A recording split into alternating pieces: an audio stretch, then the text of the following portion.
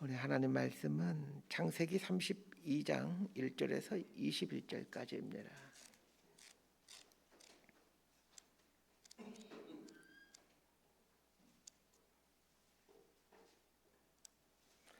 창세기 32장 1절에서 21절까지 말씀 번갈아 가면서 읽습니다. 제가 먼저 읽겠습니다. 야곱이 길을 가는데 하나님의 사자들이 그를 만난지라.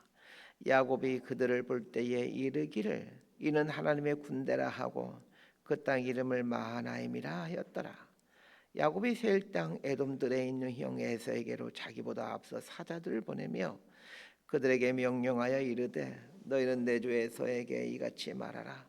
주의 종 야곱이 이같이 말하기를 내가 라반과 함께 거류하며 지금까지 머물러 있었사오며 내게 소와 나귀와 양떼와 노비가 있으므로 사람을 보내어 내 주께 알리고 내 주께 은혜 받기를 원하나이다 하라 하였더니 사자들이 야곱에게 돌아와 이르되 우리가 주인의 형 에서에게 이른즉 그가 400명을 거느리고 주인을 만나려고 오더이다.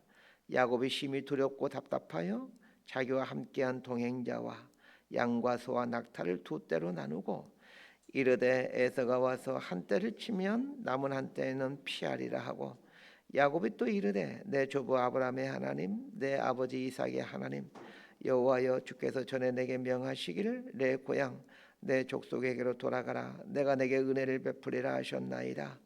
나는 주께서 주의 종에게 베푸신 모든 은총과 모든 진실하심을 조금도 감당할 수 없사오나 내가 내 지팡이만 가지고 이 요단을 건넜더니 지금은 두 때나 이루었나이다. 내가 주께 간구하오니 내 형의 손에서 에서의 손에서 나를 건져내시옵소서. 내가 그를 두려워함은 그가 와서 나와 내 처자들을 칠까 겁이 나기 때문이니이다. 주께서 말씀하시기를 내가 반드시 내게 은혜를 베풀어 내 씨로 바다의 셀 수 없는 모래와 같이 많게 하리라 하셨나이다.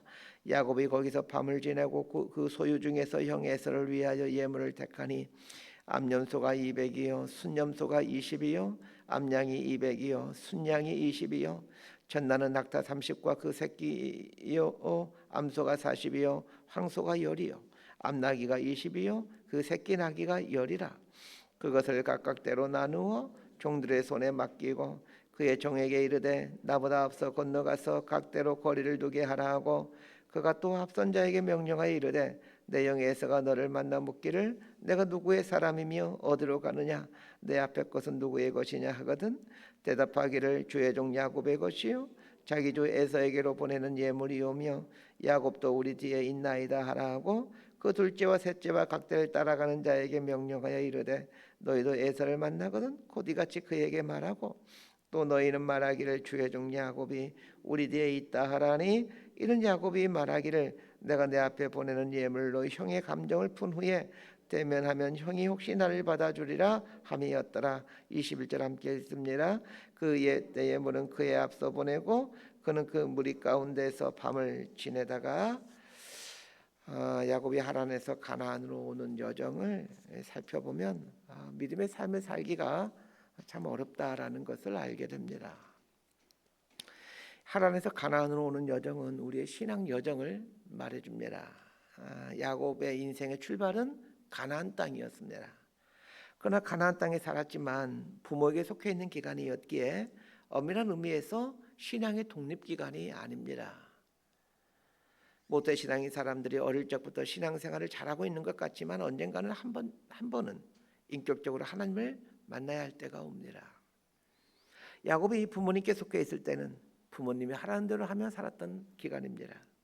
부모님이 하라는 대로 하며 살기 때문에 믿음이 좋은 것 같지만 그러나 신앙은 나와 하나님 사이의 1대1 관계이지 부모님이 개입된 삼각관계가 아닙니다. 야곱이 가나안을 떠날 때부터 야곱과 하나님과 1대1 관계가 형성되죠. 야곱이 20년 동안 하란에서 살다가 이제 하란을 떠납니다. 야곱이 하란을 떠날 때 여건이 되었기 때문에 하란을 떠난 것이 아닙니다.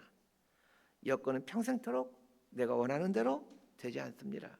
그러니까 여건 보고 상황 보고 신앙생활 하지 마시길 바랍니다. 라반과의 문제를 겨우 해결하나 싶었더니 이제는 에서와의 문제가 다가옵니다. 신앙생활하는 내내 문제는 끝나지 않습니다. 문제는 평생 달고 다니는 거구나 생각하시길 바랍니다. 자, 1절과 2절 말씀 함께 봅니다. 시작. 야곱이 길을 가는데 하나님의 사자들이 그를 만난지라. 야곱이 그들을 볼 때에 이르기를 이는 하나님의 군대라 하고 그 땅 이름을 마하나임이라 하였더라. 야곱이 라반과의 문제를 해결하고 가나안 땅을 향해 갑니다. 가는 중에 하나님의 사자들을 만납니다. 이 하나님의 사자가 아니라 하나님의 사자들입니다. 하나님의 사자란 천사를 말하죠. 얼마나 많은 천사들이었는지를 말해주는데 하나님의 군대라고 표현합니다. 군대는 엄청 많은 숫자를 말합니다. 그런데 그 군대도 두 진영으로 나눠져 있을 만큼 많습니다. 어떻게 두 진영이 있는지 알 수 있냐고요? 천사들 만난 곳을 야곱이 마하나임이라고 이름을 짓게 되는데 마하나임이라는 말의 뜻이 두 진영이라는 말입니다. 하나님의 천사들이 군대로 그것도 두 진영이나 있습니다. 그런데 1절을 잘 보면 야곱이 하나님의 천사를 만난 것입니까? 하나님의 천사가 야곱을 만난 것입니까? 우리 상식으로는 야곱이 하나님의 천사들을 만나는 게 맞습니다. 그런데 성경 참 재미있게도 하나님의 사자들이 야곱을 만난지라 이렇게 말하고 있습니다. 이건 뭘 의미합니까? 야곱은 의도하지 않았었는데 하나님의 천사가 야곱에게 의도적으로 왔다라는 것을 말해줍니다. 하나님의 천사가 의도적으로 왔다라는 것은 하나님께서 천사들을 야곱에게 보냈다라는 말입니다. 그러면 하나님은 왜 하나님의 천사들 군대의 진영을 갖추어 야곱에게 보내시는 것일까요? 이유가 있기 때문입니다. 야곱이 군대의 두 진영이 되는 이 수많은 하나님의 천사들을 만납니다. 자, 야곱이 천사들을 만나게 되면 기분이 어떻겠습니까? 자, 여러분이 하나님의 천사들을 만나면 기분이 어떻겠습니까? 사람들이 이럴 때 은혜 받았다라고 표현합니다. 야곱이 한두 명도 아니고 두 진영이 되는 수많은 하나님의 천사를 만났다는 것은 엄청난 은혜를 받았다는 얘기입니다. 우리식으로 표현하면 엄청난 은혜를 받았다는 말입니다. 엄청난 은혜를 받았기에 야곱이 그 사건을 기념하기 위해 그곳의 이름을 마하나임이라고 짓습니다. 마하나임이라고 이름을 짓는 것은 이 사건을 겪고 잊지 않겠다라는 뜻입니다. 그런데 하나님께서 야곱에게 이 엄청난 감당할 수 없는 은혜를 주신 것은 다 이유가 있기 때문입니다. 자, 이어서 야곱이 누구를 만나게 됩니까? 곧 에서를 만나게 됩니다. 내일 본문에 보면 에서를 만난 이야기가 나옵니다. 에서가 야곱을 만나기 위해 400명의 무장한 장정들 데리고 옵니다. 에서가 왜 400명의 장정들을 데리고 옵니까? 야곱을 죽이기 위해서입니다. 실제로 죽이려고 했는지 아니면 겁을 주려고 했는지는 알 수는 없습니다. 그러나 분명한 사실은 에서가 400명의 장정을 데리고 오는 것은 야곱에게는 아주 큰 위기라는 사실입니다. 하나님은 야곱에게 이 사건을 믿음으로 해결해 갈 수 있도록 하기 위해 미리 은혜를 주시는 것입니다. 은혜가 없는 상태에서 심각한 일이 발생하면 금방 무너집니다. 그러나 은혜를 충만히 받은 상태에서 어떤 일이 생기면 견뎌낼 수 있습니다. 하나님은 당신의 자녀들에게 이런 은총을 베푸심으로 고난과 어려움을 이겨내게 하십니다. 고난과 어려움이 사라지게 함으로 당신의 자녀들을 축복하는 게 아니라 고난과 어려움을 이겨낼 은혜를 주심으로 축복하십니다. 은혜는 고난을 이겨낼 무기입니다. 그래서 은혜 받을 만한 자리를 늘 삼으셔야 합니다.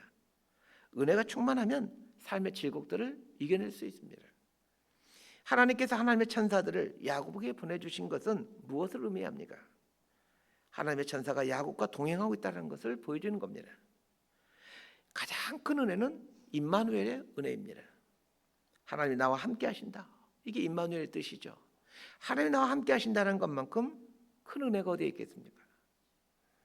하나님께서 나와 함께 하신다는 것을 알게 되면 고난이 와도 두렵지 않습니다. 하나님의 천사가 군대가 되어 나를 지키고 있다는 것을 알게 되고 경험하게 되면 뭐가 두렵겠습니까? 하나님께서 사랑하는 야곱을 위하여 이런 은혜를 미리 주신 것입니다. 자, 3절에서 6절까지 말씀 함께 봅시다. 시작. 야곱이 세일 땅 에돔들에 있는 정 에서에게로 자기보다 앞서 사람들을 보내며 그들에게 명령하여 이르되 너희는 내 주 에서에게 이같이 말하라.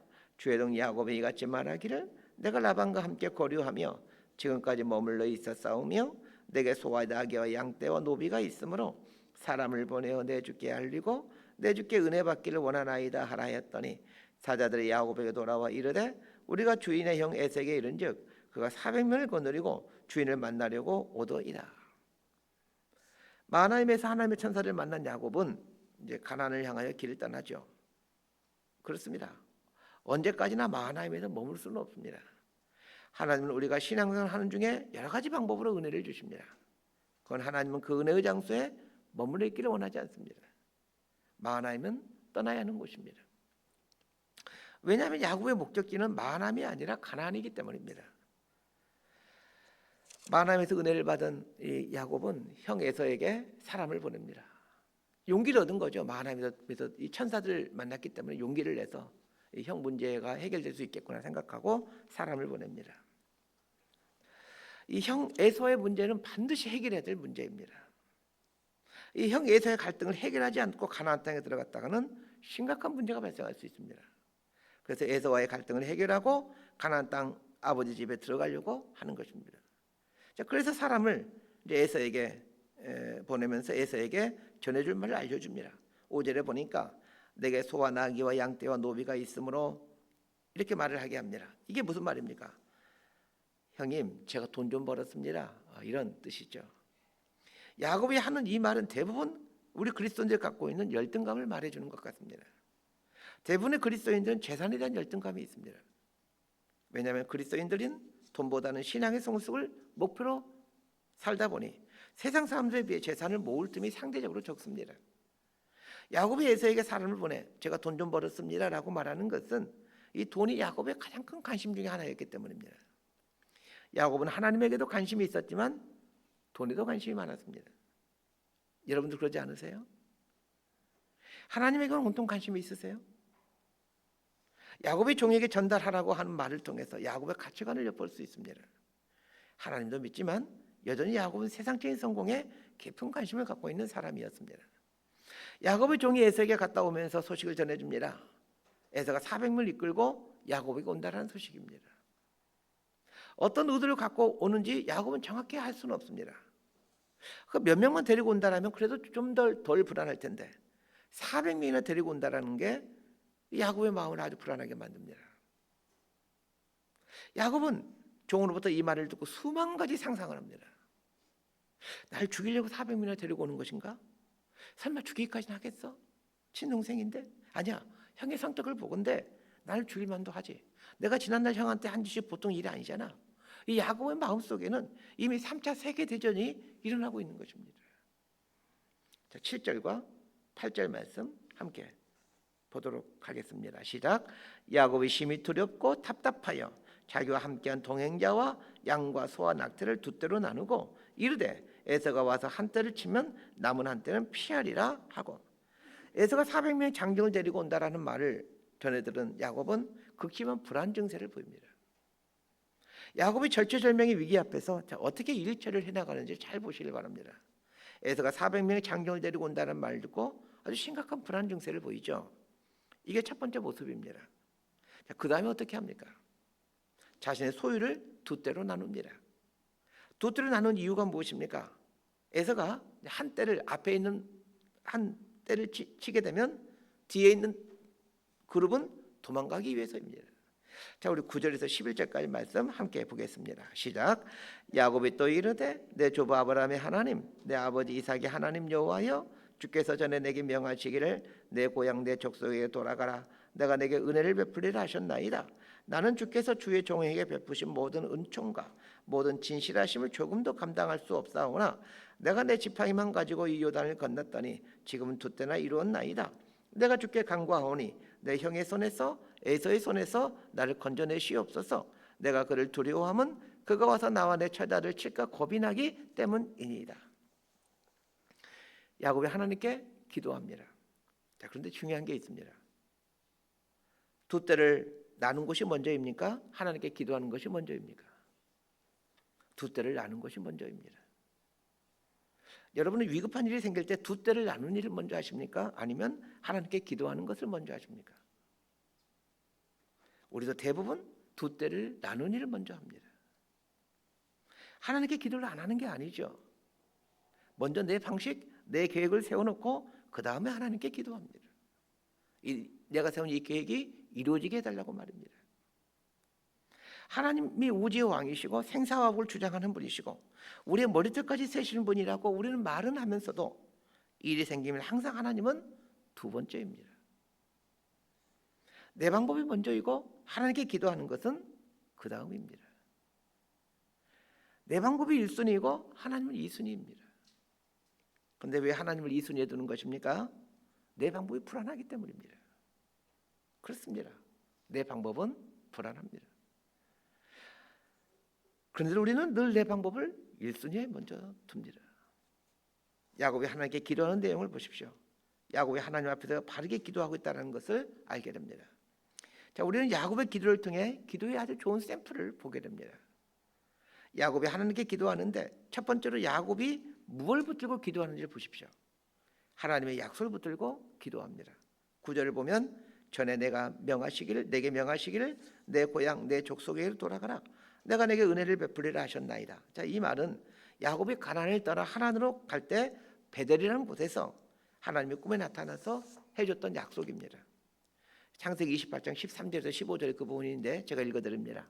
또 본중 여호와께서 그 위에 서서 이르시되 나는 여호와니 너의 조부 아브라함의 하나님이요 이삭의 하나님이라. 내가 누워있는 땅을 내가 너와 네 자손에게 주리니 네 자손이 땅의 티끌같이 되어 네가 서쪽과 동쪽과 북쪽과 남쪽으로 퍼져나갈지며 땅의 모든 족속이 너와 네 자손으로 말미암아 복을 받으리라. 내가 너와 함께 있어 네가 어디로 가든지 너를 지키며 너를 이끌어 이 땅으로 돌아오게 할지라. 내가 너에게 허락한 것을 다 이루기까지 너를 떠나지 아니하리라 하신지라. 야곱이 20년 전 가나안을 따라 하란으로 갈 때 하나님께서 베델에서 야곱을 만나 약속해 주셨습니다. 야곱은 20년 전에 하나님이 자신에게 준 그 약속을 붙들고 기도하고 있습니다. 그렇습니다. 바른 기도의 아주 좋은 샘플은 하나님의 약속 말씀을 붙들고 기도하는 겁니다. 자, 이 성경 말씀이 하나님의 약속입니다. 하나님께서 공식적으로 주신 성경 말씀을 붙들고 기도하는 게 가장 좋은 기도이고 응답받을 수 있는 가장 확실한 방법입니다. 야곱 당시에는 이런 성경이 없었기에 꿈을 통해서 말씀해 주신 것이고 우리에게는 이 말씀, 성경 말씀을 통해 당신의 약속을 주셨습니다. 기도할 때 두 번째 붙들어야 될 것이 있습니다. 하나님께서 지금까지 나에게 행해 오신 일들을 붙드는 것입니다. 하나님께서 우리 인생에게 해오신 수많은 일들이 있습니다. 그 일들을 생각하며 하나님을 붙잡는 겁니다. 어려운 일이 생길 때 지난날 나와 나의 삶에 함께 오신 하나님을 기억하면서 하나님을 붙드십시오. 교회를 개척하기 전에 참 암담한 상황 가운데 있었습니다. 그때 수시로 생각했던 것이 지난날 내 삶에 하나님이 어떻게 일하셨나를 생각했습니다. 그리고는 하나님께 묻고 물었던 것이 하나님께서 저를 목회자로 부르시고 지난 세월 동안 인도하셨다면 지금 이 상황에서 인도하셔야 되는 것 아닙니까? 지난 세월 사역하는 동안에 하나님께서 미력 하나마 저를 통해 일하신 것이 사실이라면 저를 부르신 것이 맞으실 것 아닙니까? 그렇다면 저를 사용하십시오. 뭐 이런 내용의 기도를 자주 드리곤 했었습니다. 야곱의 빈몸으로 하나님에 갔지만 지금은 두 때나 이루어 있는 자신의 모습을 하나님께 말하면서 이 모든 것이 하나님의 은혜이지 않습니까? 그렇다면 지금 제 앞에 처해 있는 이 위기를 이겨낼 수 있도록 인도해 주십시오. 이렇게 기도합니다. 지금의 이 현실은 암담하지만 지난 세월 하나님께서 복을 주시고 인도해 주신 것을 뒤돌아보면 감사할 수 있게 됩니다. 그리고 감사는 당면한 어려움을 이겨낼 수 있는 용기를 줍니다. 감사란 게 무엇입니까? 하나님께서 나에게 베풀으신 은혜를 기억하는 것입니다. 하나님은 우리에게 은혜를 베풀어 주십니다. 그리고 우리가 하나님의 은혜를 기억하는 삶을 살기를 원하십니다. 왜 하나님은 우리에게 베풀어준 은혜를 기억하길 원하실까요? 하나님께서 생생내고 싶어서가 아닙니다. 하나님의 은혜를 기억할 때 위기를 이겨낼 수 있는 힘이 생기기 때문입니다. 그래서 감당하기 어려운 일이 생기면 지난날 내 삶에 우리 가정에 우리 교회에 베풀어 주신 하나님의 은혜를 생각하고 또 생각해야 됩니다. 야곱이 한 기도의 세 번째 특징이 있습니다. 정직한 기도라는 것입니다. 11절을 잘 보세요. 하나님, 내가 두렵습니다. 에서가 와서 나를 칠까 겁이 납니다. 이렇게 기도합니다. 기도할 때만큼은 가장하거나 허세를 부릴 필요가 없습니다. 두려운 것은 두렵다고 말하는 것입니다. 야곱이 이렇게 기도하자 하나님께서 어떻게 말씀하십니까? 우리 12절 말씀 함께 봅니다. 시작. 주께서 말씀하시기를 내가 반드시 내게 은혜를 베풀어 내 시로 바다에 셀 수 없는 모래와 같이 많게 하리라 하셨나이다. 그렇습니다. 하나님은 우리의 기도에 대해 응답해 주시는 분이십니다. 말씀을 붙들고 기도하며 지난날 내 삶에 베풀어 주신 하나님의 은혜에 감사하며 기도하는데 왜 응답해 주지 않으시겠습니까? 말씀 정리합니다. 하나님께서 우리에게 은혜를 주시는 것은 은혜가 고난을 견뎌낼 힘이 되기 때문입니다. 인생 가운데 있었던 어려움들을 이겨낼 수 있었던 것은 내가 마음이 강한 사람이기 때문이 아니라 지난날 내 인생 가운데 베풀어 주신 하나님의 은혜 때문입니다. 하나님의 은혜가 우리 마음에 녹아있게 그것이 에너지가 되어 고난을 이겨낼 수 있도록 해줍니다. 기도하면서 하나님을 더 깊이 알아가게 됩니다. 하나님은 우리에게 하나님을 알려주기 위해 때로는 어려운 일들을 주시곤 하십니다. 어려운 일을 만나야 기도하기 때문에 기도를 통해 하나님을 더 잘 알 수 있도록 어려운 일을 허락하시곤 합니다. 어려운 일을 만날 때마다 지난날 내 삶에 은혜를 베풀어 주셨던 하나님을 생각하십시오. 그리고 지금까지 살아왔던 것이 모두 하나님의 은혜라는 사실을 고백하고 감사해 하십시오. 그리고 솔직하게 내 마음을 하나님께 아뢰십시오. 정직이라는 통로를 통해 하나님과 나는 더 가까워져 가는 법입니다. 라반을 해결했더니 에서가 기다리고 있는 것이 우리 인생입니다. 에서의 문제를 해결한다고 어려움이 또 다 사라지는 것이 아닙니다. 또 다른 어려움이 기다리고 있습니다. 어려움이 오는 것은 나의 믿음의 현주소를 발견하고 하나님을 의지할 수 있는 좋은 기회가 됩니다. 그래서 인생의 어려움을 하나님과 더 친하게 지는 기회로 삼으시길 바랍니다. 하나님 우리에게 은혜를 주시기를 원하시는 분이시고 기도에 응답해 주시는 좋으신 하나님이십니다. 이 하나님과 함께 인생을 살아가는 저와 여러분 되기를 진심으로 소망하고 축복합니다. 기도하겠습니다. 하나님 아버지, 한 가지 문제를 해결하면 또 다른 문제가 우리 인생 앞에 놓여집니다. 우리 인생 앞에 하나님께서 왜 이런 문제를 두시는지 깨달아 문제 앞에서 하나님을 만나고 문제 앞에서 하나님께 기도하는 법을 배워가는 지혜로운 그리스도인이 될 수 있도록 은총을 베풀어 주옵소서. 어려움을 만날 때마다 삥 돌아가는 어리석은 삶을 살지 않게 하시고 이 어려운 문제 속에 계시는 하나님이라는 귀한 보석을 발견해가는 은총을 주옵소서. 하나님을 알아가는 것이 복임을 압니다. 하나님을 만나게 되는 것이 복임을 압니다. 우리 앞에 닥친 문제 속에서 이 하나님을 만나는 복을 누리며 살게 하여 주옵소서. 예수님 이름으로 기도드리옵나이다. 아멘.